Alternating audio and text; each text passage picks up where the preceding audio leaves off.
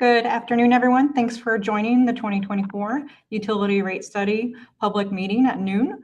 My name is Brenda with Neighborhood Services. Today, we'll have a short 15-minute presentation that will get started with one of our city directors, Craig Caggiano, and then we will take it from there. We'll do a Q&A at the end of the presentation. So if you have any questions, please feel free to drop those in the chat or wait until we get to the end of the presentation and we'll open it up for Q&A. Thank you so much. Over to you, Craig.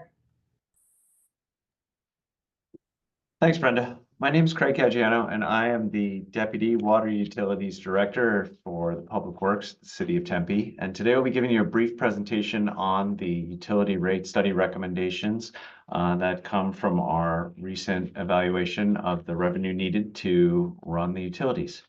You can go to the next slide.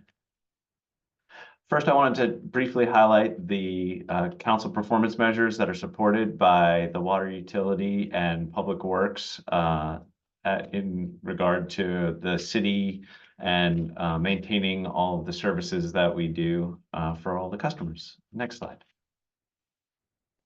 So the first stop on this quick journey is to talk about the objectives of the rate study. The first is to evaluate the current and future O&M requirements so that we can determine what funding is needed to run the utility. This involves making cost of service adjustments as well as current service characteristic changes. These are based on the demands and characteristics of those demands that we evaluate throughout the study. Next slide. The results of the study that we conducted throughout 2024 indicate that additional funding is required to operate the utility. Each of the utilities within Public Works that use rates to fund their operations have different requirements for funding in order to operate. The water utility needs approximately $7.7 million in additional funding. Wastewater utility requires about $5.9 million in additional funding, and solid waste requires about $750,000 in additional funding. These additional funding requirements are driven for water largely due to regulatory requirements and a changing landscape that we have in that aspect. In terms of wastewater, there are some different drivers that we'll get into in the slides as we go through this. But and in solid waste, you can see there's a less revenue requirement, and that's due to some changes in solid waste. So with that, I'll turn it over to, oh, actually, I won't turn it over to Andy. I think at this point, I'll turn it over to Andy. Sorry. Yep. No, I'm happy to jump in, Craig. So I think the important part here, the funding requirements are that those are really what establish that first step in the typical rate study process, where we identify what our cost of providing the services are within the community for operating the utility, as Craig mentioned, as well as for maintaining the infrastructure. And for investing in the infrastructure. And particularly for water and wastewater, these are very infrastructure capital intensive systems. So capital costs certainly come into play for utility rates along with operational requirements. And those are really the two big drivers for the water and the wastewater systems. But once we've established what those funding requirements are for each of the three utilities, the next question gets into how should those costs be allocated? And I'll get into more of the specifics of that in just a moment. But I first wanted to start with our most common customer base, the single-family residential customers. We have a significant number of single-family customers that are curious about how the funding requirement increases will affect them. And so we wanted to start with that in mind at the beginning. And so what this slide shows are really just three different types of user profiles within the community. So a typical user, an above average or slightly higher user, and then a larger user. And we've described in the boxes for each just what those characteristics are for each of these customers. And so that box on the left, it's important to note that really represents kind of a typical customer for us at 5/8 inch meter size, which is a very common water meter for residential homes, using 8,000 gallons of water on average per month. That would then be billed for 6,400 gallons of wastewater for returning to the wastewater treatment and disposal facilities. And then standard solid waste service as well as stormwater. And this standard usage at 8,000 gallons of water actually represents about 57% of our residential customers. So To be a bit more clear, about 57%, almost 58% of our bills for single-family customers were issued for 8,000 gallons or less per month. And so this box on the left is the one to really focus on for the impacts. And what we've done here is really try to show it on a total bill basis, the way that you would see it on your utility bill. So for all those services that I mentioned, water, wastewater, solid waste, and stormwater, the current bill for that typical user would be $92.30 per month. With the adjustments to meet those funding requirements and following cost allocations that I'll get into in a moment, that would increase by about $7.87 for that 8,000 gallon user. It's important to note for those uses of water that are less than 8,000 gallons, the increase is actually smaller. So if you're a smaller household and you only use 1,000 or 2,000 gallons of water per month, that increase may only be about $2 or $3 on your total utility bill for water and sewer increases. So just again, keep in mind that that box on the left is really intended to capture many individuals within the community based on typical usage profiles. But we know that doesn't necessarily represent everyone. So we also looked at higher uses. Maybe there's some irrigation that's occurring. So in that middle box, the above average user at 15,000 gallons of water, 7,500 gallons of wastewater, and again, the typical solid waste services, you can see that bill would increase by about $13 from $126 to about $139. And then we also did a even larger user, just with a 1-inch meter, an even larger meter than typical, with 50,000 gallons of water use per month, and then 12,000 gallons of wastewater in standard solid waste service. And you can see that increase is, again, a bit larger. It's about $49, a little less than that, upon the current bill of $366. And so we thought it was important to start the conversation with an understanding of the bill impacts to really the largest group of customers on the utility system being single family customers. And we also thought it was important to start with some benchmarking in mind and some context and understanding how Tempe's charges for these same 4 utility services compare to others for these same types of user profiles. So we've, on this slide, really brought in the 3 types of customers that we talked about on the prior slide, that typical user, above average, and then large user, and did a bill comparison to say for the same services in the other communities in the area, what would be the sum of those costs for those bills. And you can see on the charts, if you look at the one on the left for that typical user, that Tempe is currently the second lowest in the survey. And after the proposed adjustments would be just maybe above Peoria, depending upon what rate adjustments they have for next fiscal year. As part of preparing this bill comparison, we tried to incorporate identified or approved increases that would go into effect at the same time as the proposed increases would here for Tempe, those being increases in March or April of next year. However, the conversation about rates in communities is very dynamic and oftentimes is ongoing. And a good example is with the town of Gilbert, who's considering a significant wastewater rate adjustment that hasn't been factored into this yet. Depending upon the option they go with, that wastewater rate may actually almost double for wastewater service in the town of Gilbert. That hasn't been factored in here, but known adjustments or identified adjustments have. And you can see for not only the typical user, but even the above average and larger user, Tempe is going to remain very comparable in cost and one of the lowest cost service providers for really all of those usage profiles. But this cost of service and rate study wasn't just about single family. It was really about looking at each utility system and really understanding and making sure that we had proportional allocations of those additional funding requirements between all different types of property uses or customer classifications, if you will. And so throughout this study, we identified using industry accepted practices for allocating costs associated with meeting average day as well as peak demands, and the data that Tempe has from its advanced metering infrastructure to really do a very granular allocation of cost to each of these different customer types, as well as to the approach of setting the rates for each of these individual classifications, particularly for single family with the tiered rates. But you can see that there's generally a similar level of increase for all customer classes, but do know that it was driven by industry well-established and accepted industry accepted practices for cost allocation and leveraging really an unusually high level of detailed data that Tempe has as compared to other communities across the country. If we look at the wastewater side, For the funding requirements there, again, you'll see increases not just for single family, but also for other customer classifications that just follow a different book. For water cost of service, costs are allocated based on practices and methods identified by the American Water Works Association. For wastewater, methods identified by the Water Environment Federation and in their manuals of practice are used to perform these types of cost allocations for wastewater.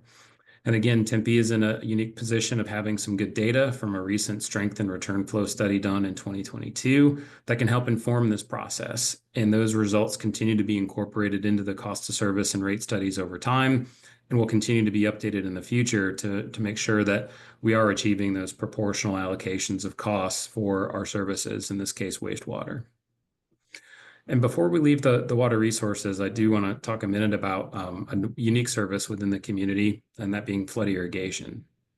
And so flood irrigation in Tempe is really the provision of non-treated or non-potable water that's distributed through a system of canals and laterals to residential customers for landscape irrigation.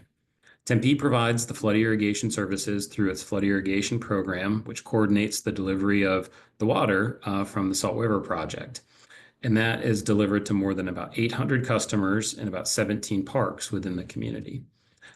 This particular service, since it's water only, there are no sewer charges associated with it. But since its inception, the rates for flood irrigation service haven't fully captured the operating water cost as well as the capital cost requirements of this unique and special service.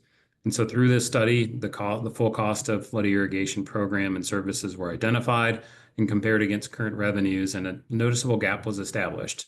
And that's what the bar charts indicate. And so an approach was identified to phase in the needed increases to fund the full cost of those services by over a 2-year time period. And so the increase on the monthly bill is presented to the right. So it's a $25 increase on a monthly basis in 25 and a very similar increase in 2026. This service is billed semi-annually, but the presentation here was done on a monthly basis for ease of information. And the last service that we did look at was for the solid waste system. And this is really comprised of residential services and commercial services. And the cost allocation process really focuses on costs associated with collecting the waste, the trucks, the containers, and then also on the disposal cost associated with, landfill activities that we have and those related costs. So really these cost allocation frameworks are very much based on number and size of containers and frequency of pickup to establish those cost allocations. And so you can see here, there are increases for residential, slightly larger increases proposed for the commercial rates, but again, well-founded based on data observations that we have in our billing system about the number and size of containers and the frequency of pickup. And with that, I would like to turn it back over to staff at this point to talk just a little bit about some measures that can be taken to maybe mitigate against some of the impacts of these increases that would have a positive impact to the utility as well. Yeah, thank you, Andy. I'm Tara Ford, the Public Works Director, and I apologize for being late to the meeting, and thank you, Craig, for kicking it off. So one of the programs that we offer to the residents of Tempe in our water conservation program, we have a very robust water conservation program.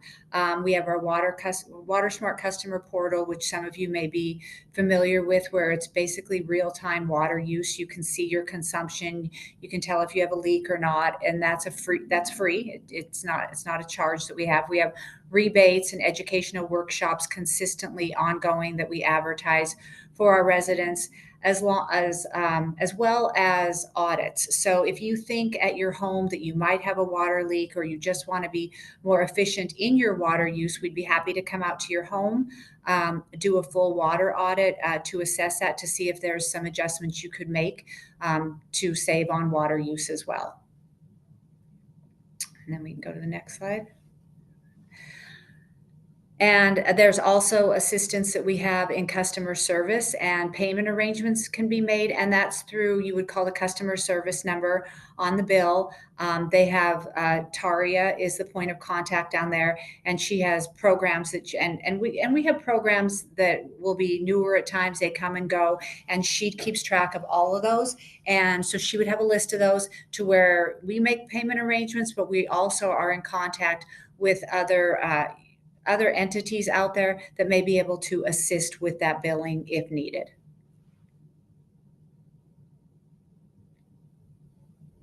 And then our next steps, what we're going to do. So this is our first public meeting that we're having with you all, and then we have another meeting set up for January 13th and the 5th for the commission meetings with Sustainability and Resilience Commission and the Neighborhood Advisory, I believe it is. And then we also have a public hearing consideration for the rate adoption, which will be February 20th.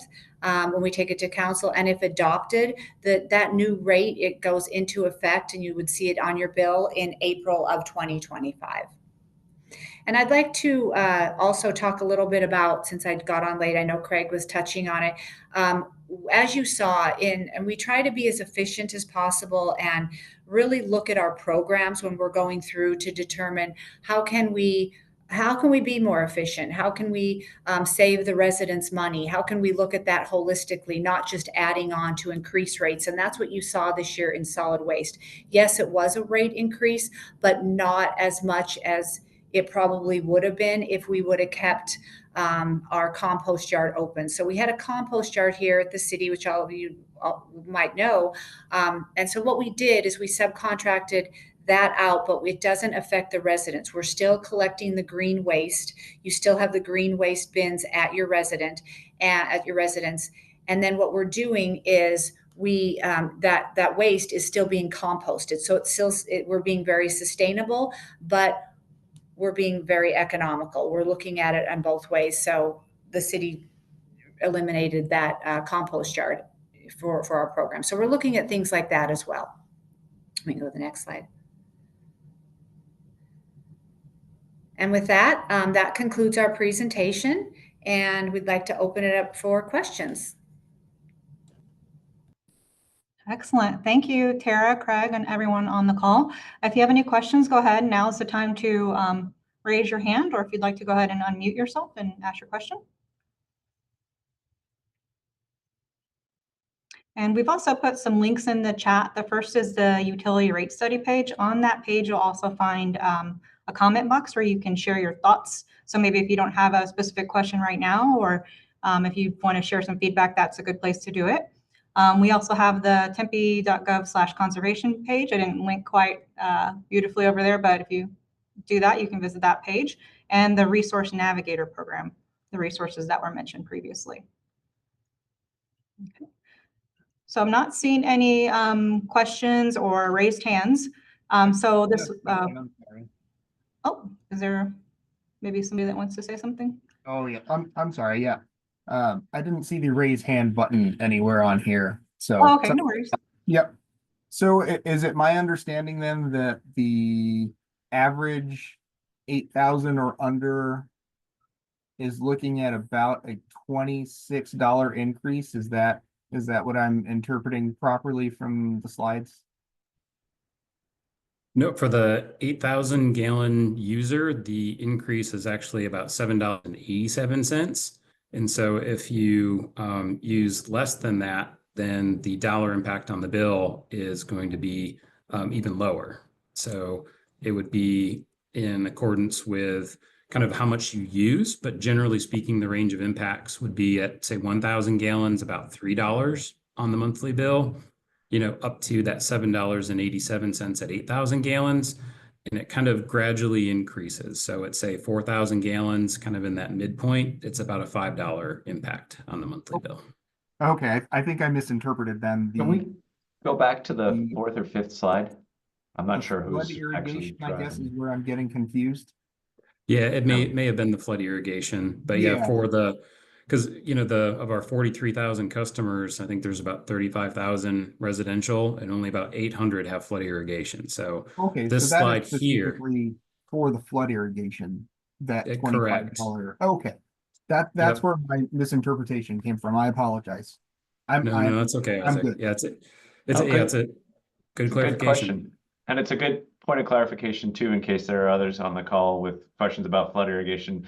The flood irrigation services that we speak about in this presentation are related only to those customers that receive flood irrigation coordination through the city of Tempe. If you're a direct SRP self-serve customer, this adjustment doesn't apply to you. You just pay directly to SRP.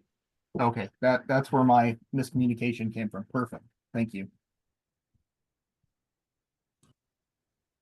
Thank you, Isaac. Okay, any other questions that we might have in the chat? Feel free to unmute. Yes, I also don't see a way to raise my hand, so I'm just going to speak. So Tara mentioned, I guess, a way that there was cost savings identified on the solid waste portion. What were some of the cost savings identified with the water service and the wastewater?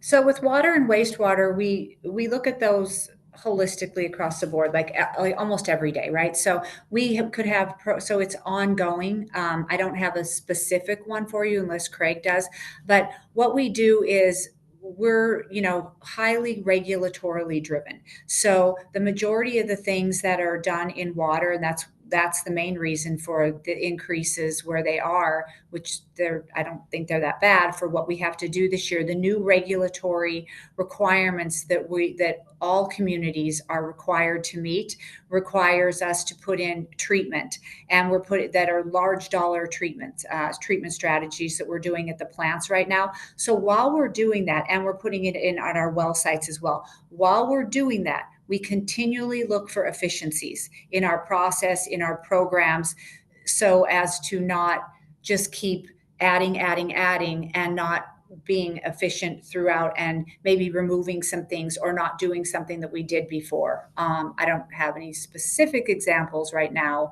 for you, but hopefully that addresses it. Because in water, in public works, holistically, that's just how we operate. That's what we do. We're always factoring in, how will this impact the ratepayers? And I will give you one thing that we have done is even how we fund different programs within. So if we're funding programs out of water, we make sure that it's defensible and that it is the ratepayers would be paying for that. It's infrastructure. Water does not fund like general fund positions or anything like that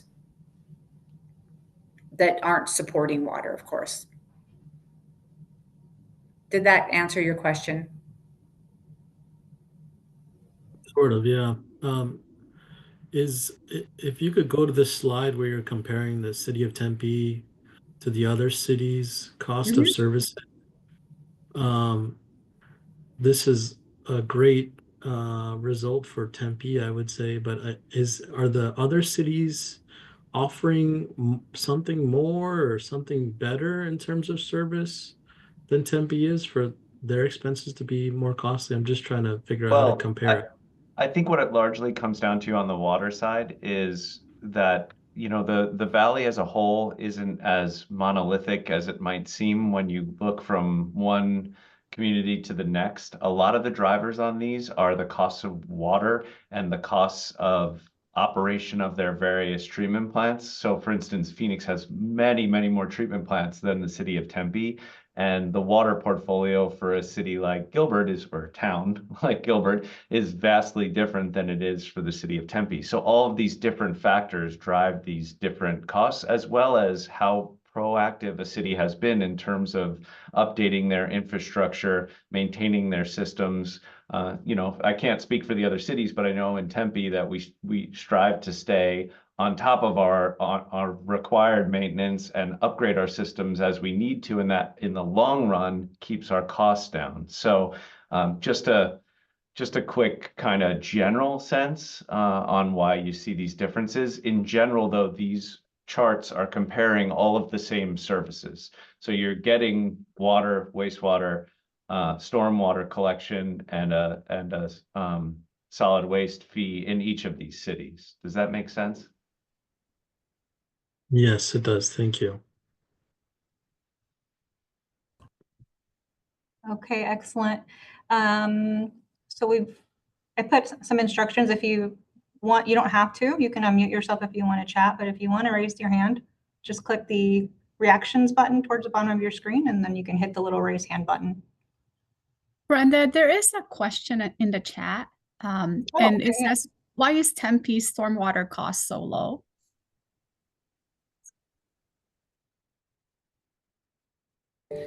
So what we've done, and Andy, you can jump in as well, with our stormwater cost is we want to make sure that, like I said before,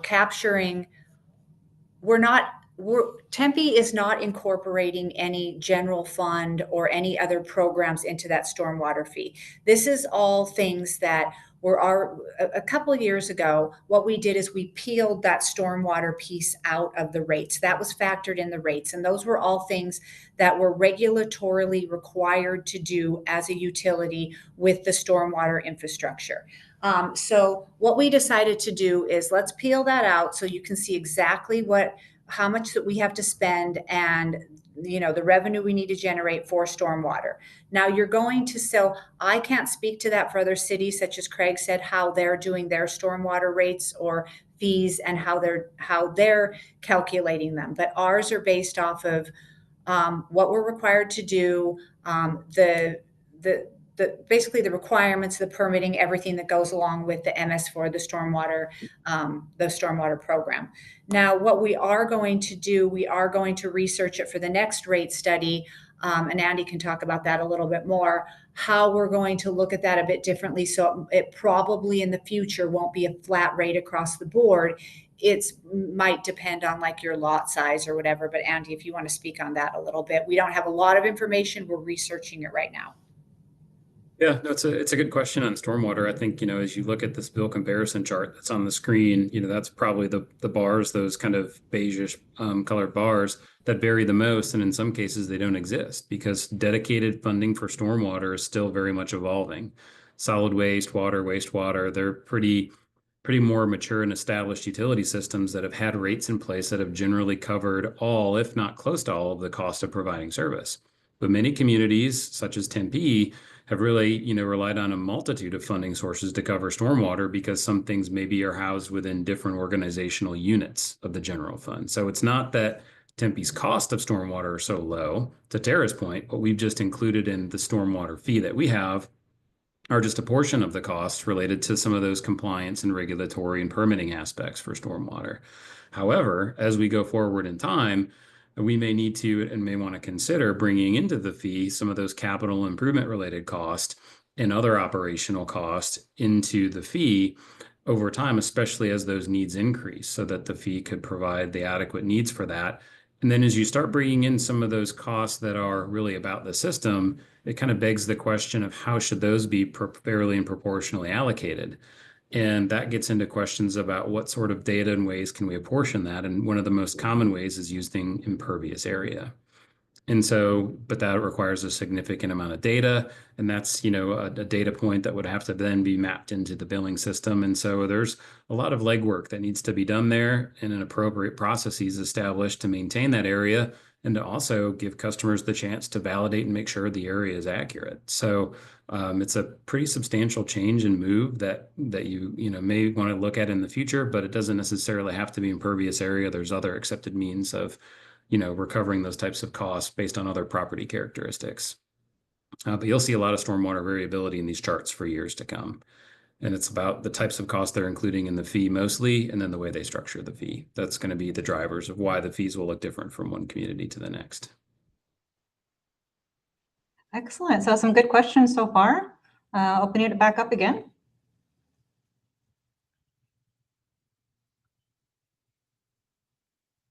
All right, last call for questions.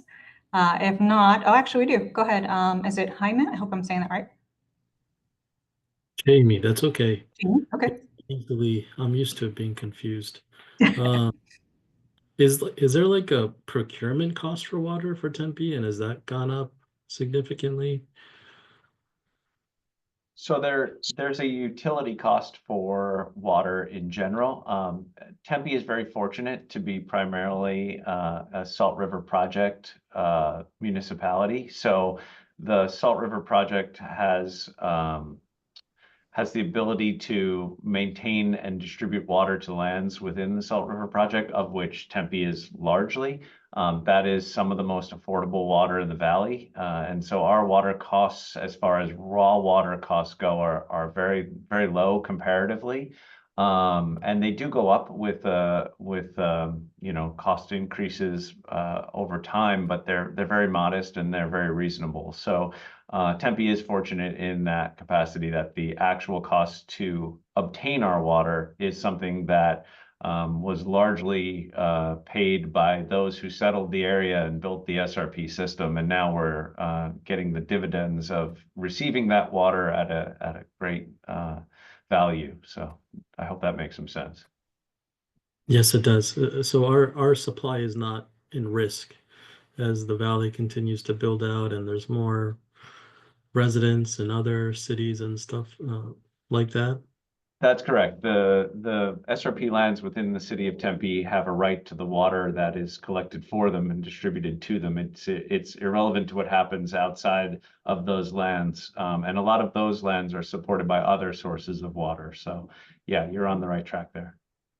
And when was the last time a rate adjustment was done? A utility rate or a water rate? Both. So rates are adjusted periodically as needed. So there were adjustments last year that were just done as, across the board increases to the existing rate structures. And then periodically the city conducts detailed studies just to make sure that the allocation of the cost is appropriate between the different types of customers. And those studies are conducted, every 2 to 3, maybe 4 years. But increases happen, as part of the budgetary process in and around that. So there were increases last year. Steve White could probably speak to the exact level of those for each of the 3 systems, but there have been periodic increases. Our last increase was January 1st, 2024. Sorry, Brenda, We go ahead.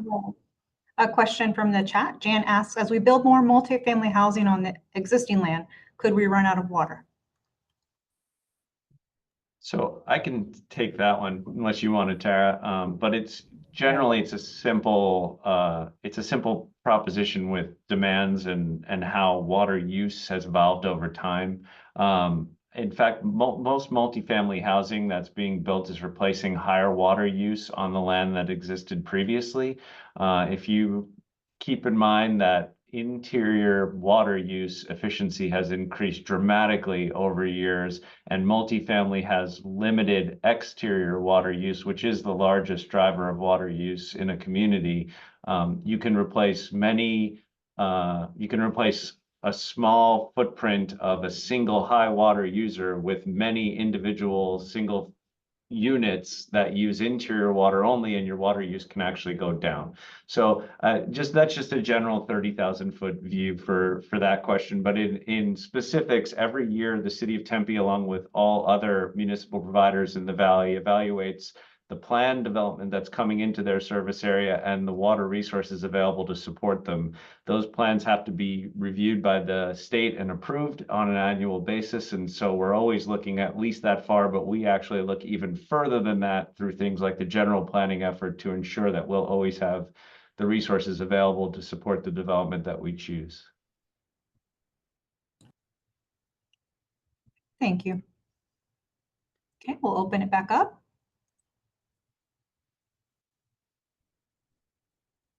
Okay, hearing no further questions, I'd just like to invite everyone, if you'd like to come out in person, if you think of something later, we're having an evening meeting tonight at 5:30 p.m. at the Tempe Public Library. So we would love to see you there. Feel free to share with your friends and neighbors. And the survey will be open through January 26th, so please visit tempe.gov/utility rate study. And we'd love to hear your feedback on the survey as well. So thank you so much for your time. With that, we'll go ahead and conclude the meeting.